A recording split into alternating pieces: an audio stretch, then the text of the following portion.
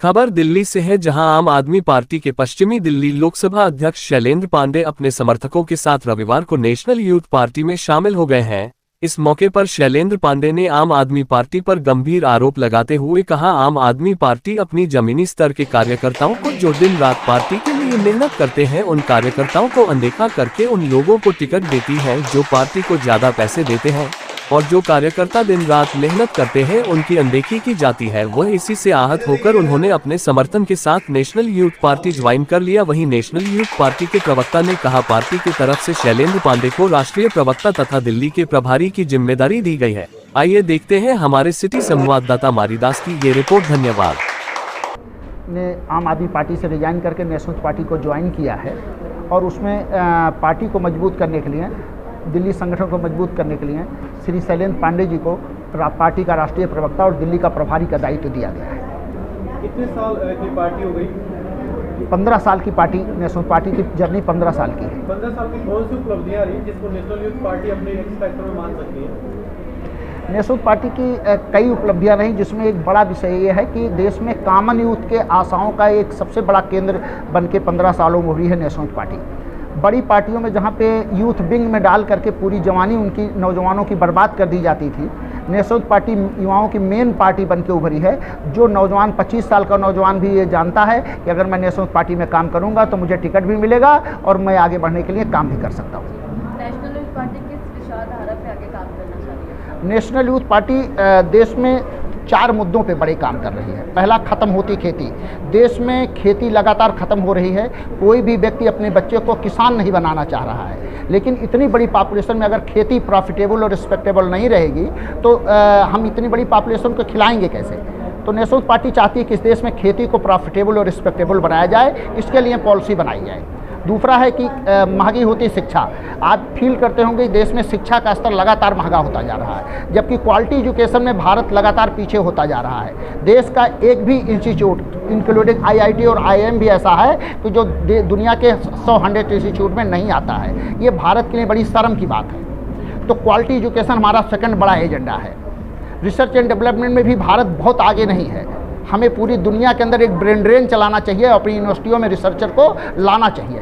उसके लिए भी नेशनल पार्टी एक पॉलिसी बनाना चाहती है, जिसका ड्राफ्ट नेशनल पार्टी के पास तैयार है। इन तमाम विषयों को लेकर के नेशनल पार्टी यूथ सेंट्रिक राजनीति करती है और देश में युवा पॉलिसी मेकर बने, इसके लिए अभियान चलाती है।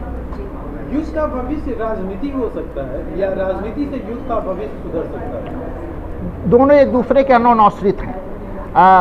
राजनीति देश का भी भविष्य तय करती है, युवाओं का भी भविष्य तय करती है। और राजनीति में अगर युवा आता है तो राजनीति का भी भविष्य युवा तय करता है। दोनों एक दूसरे के अनुनाश्रित हैं, एक दूसरे के सहयोगी की भूमिका में है।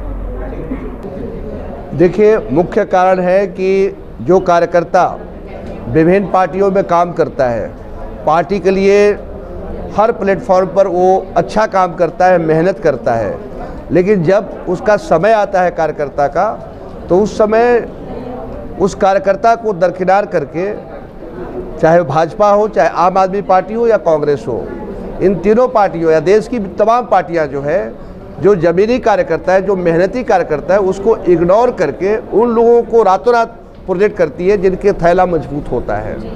तो इन सब चीज़ को देखते हुए मेरे मन में बहुत पीड़ा हुआ। MCD के चुनाव में लगातार आम आदमी पार्टी के जो मेहनती कार्यकर्ता घर छोड़कर हिमाचल के चुनाव में जाता था, पंजाब के चुनाव लड़ाने जाता था, गुजरात के चुनाव एक पार्टी के इशारे पर जाता था, इस आशा में जाता था कि हम मेहनत कर रहे हैं तो समय आएगा तो मेरा भी समय आएगा। लेकिन पीड़ा तब हुआ जब लिस्ट जारी हुआ और उसमें देखा कि ऐसे लोगों को टिकट मिला जो कभी पार्टी के लिए काम ही नहीं किए थे, रातों रात आए और अपना टिकट लेकर चले गए। उस समय पांडे जी, अगर कोई आके टिकट पार्टी छोड़ देना, पार्टी का विरोध क्या है? देखिए, अगर सचमुच आप पार्टी के सच्चे कार्य गोपाल राय का विरोध कीजिए, अरविंद के पार्टी छोड़ दी तो आपकी ने भी तो छोड़ दिया ना मैदान जी। हमने PS जब मीटिंग हुई थी, जो लास्ट बैठक था जब MCD चुनाव से पहले, हमने सबके सामने जितना आपने नाम लिया, अरविंद जी के छोड़कर सभी लोग उस मीटिंग में थे। अतिशी जी थी, भारद्वाज जी थे, हमारे दुर्गेश पाठक जी थे, अध्यक्ष जी थे, 70 विधायक बैठे हुए थे, लोकसभा सारे 7 अध्यक्ष बैठे थे, सारे जिला अध्यक्ष बैठे थे।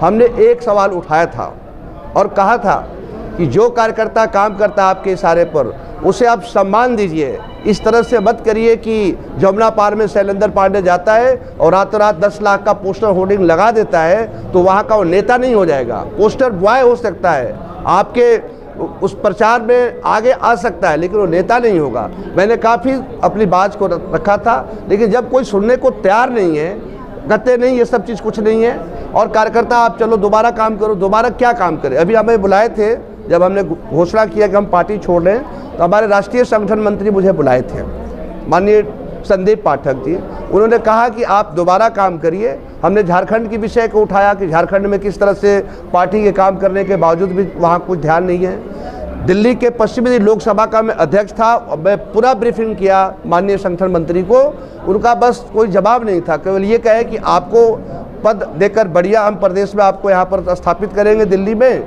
और झारखंड में भी या अन्य स्टेट का भी आपको हम कोई जिम्मेवारी देंगे। लेकिन प्रश्न उठता है कि जिम्मेवारी तो पहले भी था, लेकिन हम अपने लिए नहीं। हमने उस मीटिंग में कहा था माननीय गोपाल राय जी के सामने कि हमारा टिकट आप काट दीजिए, अगर शैलेंद्र पांडे टिकट लायक नहीं है तो टिकट काट दीजिए, लेकिन उन कार्यकर्ताओं को मत टिकट काटिए जो रात दिन आपके झंडे उठाता है, पोस्टर लगाता है, दिन रात मेहनत करता है। लेकिन ऐसा नहीं हुआ। हमने 4 एग्जाम्पल दिया था पूर्व में कि किस तरह से लोकसभा में रातों रात आते हैं। तो जब पार्टी में कोई सुनने वाला ही नहीं है तो विकल्प क्या है? एक अच्छी राजनीति को लाने के लिए हमें विकल्प तो यही है कि क्या तो मैं पार्टी लायक नहीं था या पार्टी हमारे लायक नहीं थी।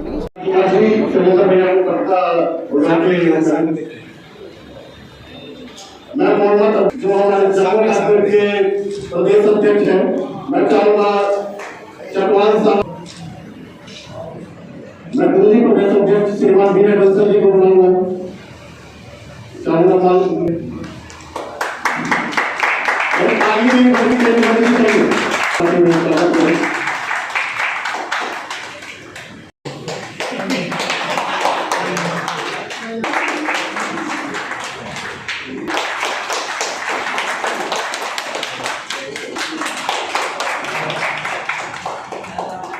देखिएगा सर, बहुत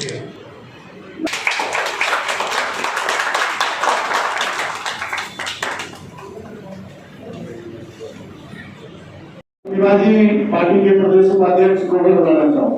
मनीषा जी त्रिवादी,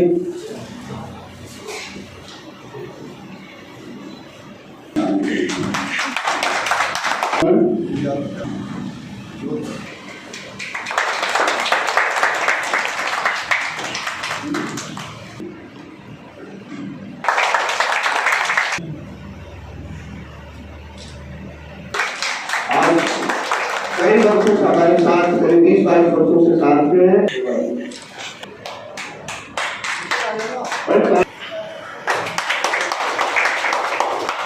लोगों को बुलाना चाहूँगा